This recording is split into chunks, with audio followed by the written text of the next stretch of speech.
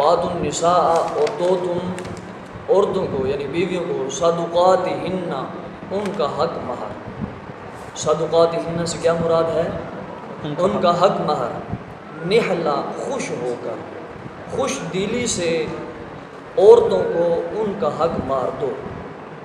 وَآتُوا النِّسَاءَ صَدُقَاتِهِنَّ نِحْلًا اور دو تم عورتوں کو ان کا حق مہر نحلا خوش دلی سے، خوش ہو کر. فَإِن طِبْنَ لَكُمْ پس اگر خوش ہو جائیں وہ تم سے عن شَيْءٍ مِّنْهُ کسی بھی شے سے اسی حق مہر سے نفسا فَكُلُوهُ مطلب یہ ہے کہ پس وہ خوش ہو جائیں نا تم سے اور تمہیں وہ حق مہر دے دیں، حق مہر میں سے کچھ دے دیں. فَكُلُوهُ پس کھاؤ تم اسی حق مہر کو. ہنیئا مریئا، ہنیئا کا مطلب کیا ہے؟ پاکیزہ. ہنیئا کا کیا مطلب ہے؟ پاکیزہ. پاکیزہ. مریئا کا مطلب ہے خوشگوار، خوش مزہ، خوش ذائقہ. ہنیئا کا کیا مطلب ہے؟ پاکیزہ. اور مریئا کا کیا مطلب ہے؟ خوشگوار. دوبارہ سنیں.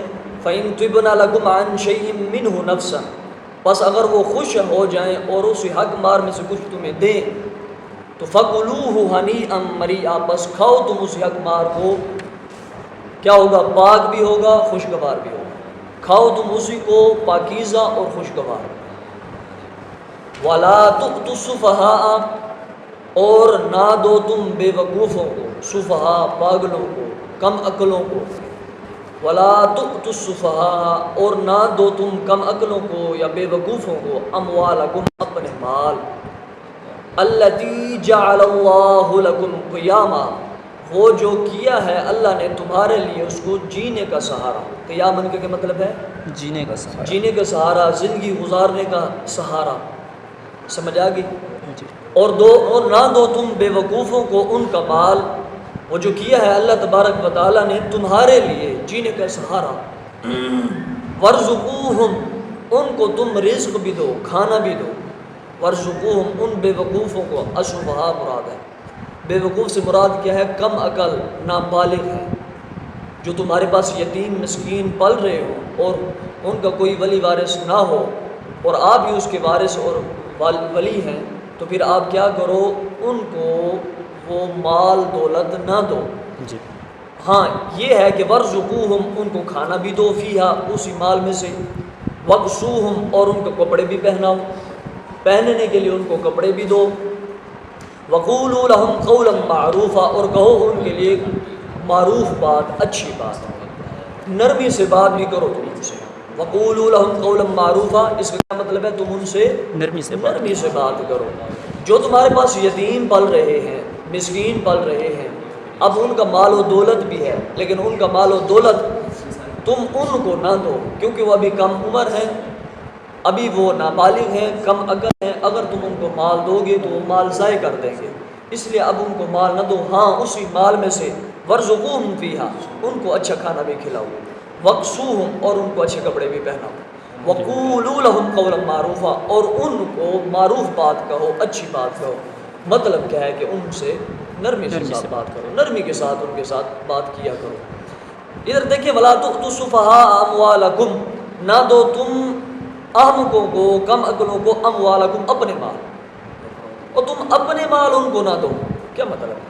جو مال ان کا رکھا ہوا ہے وہ نہ دو ان کو. تو یہاں اموالکم آیا ہے، حالانکہ آنا کیا چاہیے تھا وَلَا تُؤْتُوا السُّفَهَاءَ أَمْوَالَهُمْ تم ان کو ان کے مال نہ دو جو انہوں نے مال پہلے رکھا ہوا ہے. جی. تو وہ ہے تو دراصل یتیموں کا. ہاں جی. یعنی تب تک انہیں نہ دو جب تک وہ بے وقوف. ہاں جی وہ تو بالکل ٹھیک ہے. آگے آپ یہ سمجھے اموالکم کی بات میں کر رہا ہوں، اموالکم کے اپنا مال. حالانکہ یتیموں مسکینوں کا مال ہوتا تو کیا بات کرتے یہاں اموالہم ان کا مال. یہاں رب نے فرمایا اموالکم تمہارا مال. وہی تم اپنا مال ان کو نہ دو. بھئی اپنا مال کون کس کو دیتا ہے؟ جی. لیکن یہاں جو سیاق و سباق ہے اور پیچھے بھی آپ پڑھ رہے ہیں تو یہاں تو یہ مراد ہے کہ یتیموں کو جو مال ہے نا، یتیموں کا اپنا مال، وہ ان کو تم نہ دو جب تک وہ بالغ نہ ہو جائے. مسئلہ یہی ہے نا. جی. یہاں رب نے اموالکم فرمایا، حالانکہ یہاں بنتا کیا ہے اموالہم، تم اپنا مال نہ دو. اموالکم کاف کم ضمیر لگانے کا مطلب یہ ہے تو وہ مال یتیموں کا، لیکن تم نے اس کو ایسے سنبھال کے رکھنا ہے، ایسی حفاظت کے ساتھ رکھنا ہے کہ گویا کہ تمہارا مال ہے۔ جس طرح تم اپنے مال کی حفاظت کرتے ہو، اس طرح تم نے ان یتیموں مسکینوں کے مال کی بھی حفاظت کرنی ہے۔ اس لیے کم ضمیر استعمال فرمائی، ہم ضمیر استعمال نہ فرمائی۔ سمجھ آئی کچھ؟ ہاں، جس طرح تم اپنے مال کی حفاظت کرتے ہو، اپنے مال کی پروٹیکشن کرتے ہو، اسی طرح تم نے ان کے مال کی بھی پروٹیکشن کرنی ہے، ان کے مال کی بھی تحفظ حفاظت کرنی ہے۔ ہاں، تم یہ نہ سمجھنا کہ یہ تو یتیموں کا مال ہے، تو پھر پیچھے بھی آپ آیت کے اندر پڑھ کے آئے ہیں، پچھلی آیت کے اندر، کہ جدھر ایسی فضول خرچی کرتے رہو اور ایسے اڑا دو پیسے ان کے۔ نہیں، اس طرح استعمال کرو جس طرح تم اپنے پیسوں کو استعمال کرتے ہو، اپنے مال کو استعمال کرتے ہو۔ سمجھ آئی کہ نہیں ہے؟ جب دوبارہ اس کا ترجمہ دیکھیں، اور نہ دو تم کم عقلوں کو تمہارا اپنا مال، یعنی کہ ان کا مال، وہ جو کیا ہے اللہ نے تمہارے لیے جینے کا سہارا، مال کو جینے کا سہارا بنا دیا ہے۔ مال کے ذریعے انسان جیتا ہے، کھاتا ہے، پیتا ہے، پہنتا ہے، اپنے زندگی کے جتنے بھی معاملات ہیں اس مال کے ذریعے ہی نبھاتا اور گزارتا ہے۔ وارزقوہم، ہاں اتنا ہے کہ ان کو اچھا رزق بھی دو اسی مال میں سے، کیونکہ مال ان کا ہے۔ وقسوہم، اور اسی مال میں سے ان کو اچھے کپڑے بھی پہناؤ۔ وقولوا لهم قولا معروفا، ان کے ساتھ تنگ دلی سے بات نہ کرو، بلکہ ان کے ساتھ اچھی اور نرم دل ہو کر ان سے بات کیا کرو۔ وابتلوا الیتامی، اور آزمائش کرو تم یتیموں کی، اور پرکھو تم یتیموں کو، اور امتحان لو تم یتیموں کا۔ تینوں مطلب ہو سکتے ہیں۔ کیا مطلب ہے؟ حتی اذا بلغوا النکاح، یہاں تک کہ جب وہ پہنچ جائے حد بلوغت کو۔ نکاح سے مراد کیا ہے؟ جب انسان بالغ ہو جاتا ہے تو وہ نکاح تک پہنچ جاتا ہے۔ نکاح کی عمر تک جب وہ پہنچ جائے نا، تب تک ان کی آزمائش کرو۔ کیوں آزمائش کرو گے نا؟ ان کو کچھ مال دو گے تو وہ ان کو کہو بھی اپنی مرضی سے جا کے خرچ کرو، پھر وہ دیکھو، آپ دیکھو کہ وہ کیسے خرچ کرتے ہیں، ضائع کرتے ہیں یا سنبھال کے رکھتے ہیں، یا اس کو بالکل اعتدال کے ذریعے استعمال کرتے ہیں۔ اگر تو وہ ضائع کرتے ہیں، اس کا مطلب ہے کہ ابھی وہ عقل مند نہیں ہوئے۔ اگر وہ اعتدال کے ساتھ استعمال کرتے ہیں تو اس کا کیا مطلب ہے؟ اب وہ عقل مند ہو گئے، اب وہ حد بلوغت کو بھی پہنچ چکے ہیں، حد نکاح کو بھی پہنچ چکے ہیں۔ اب دوبارہ سمجھیں، وابتلوا الیتامی، اور دو تم یتیموں کو ان کا مال، حتیٰ یہاں تک کہ وابتلوا الیتامی، اور آزمائش کرو تم یتیموں کی، اور امتحان لو تم یتیموں کا، حتیٰ یہاں تک کہ اذا بلغوا النکاح، جب وہ حد نکاح کو پہنچ جائے، جب وہ نکاح کی عمر کو پہنچ جائے تب تک ان کی آزمائش کرو۔ فَإِنْ آنَسْتُم مِّنْهُمْ رُشْدًا، پس جب تم جانچ لو ان میں سے کوئی صلاحیت۔ رشدن کا کیا مطلب ہے؟ صلاحیت، ویسے اس کا مطلب کیا ہوتا ہے؟ ہدایت۔ جب تم ان میں کوئی ہدایت کو، صلاحیت کو جانچ لو، فَادْفَعُوا إِلَيْهِمْ أَمْوَالَهُمْ، تو ان کے مال پھر ان کو دے دو۔ جب وہ عقل مند ہو چکے ہیں، اب ان میں صلاحیت پیدا ہو چکی ہے کہ وہ اس مال کو اچھی طرح خرچ کر سکتے ہیں، اچھی جگہ پر، اچھے طریقے سے، تو پھر کیا کرو؟ فَادْفَعُوا إِلَيْهِمْ أَمْوَالَهُمْ، ان کے مال ان کو دے دو۔ وَلَا تَأْكُلُوهَا إِسْرَافًا، اور نہ کھاؤ تم اس مال کو فضول خرچی کرتے ہوئے۔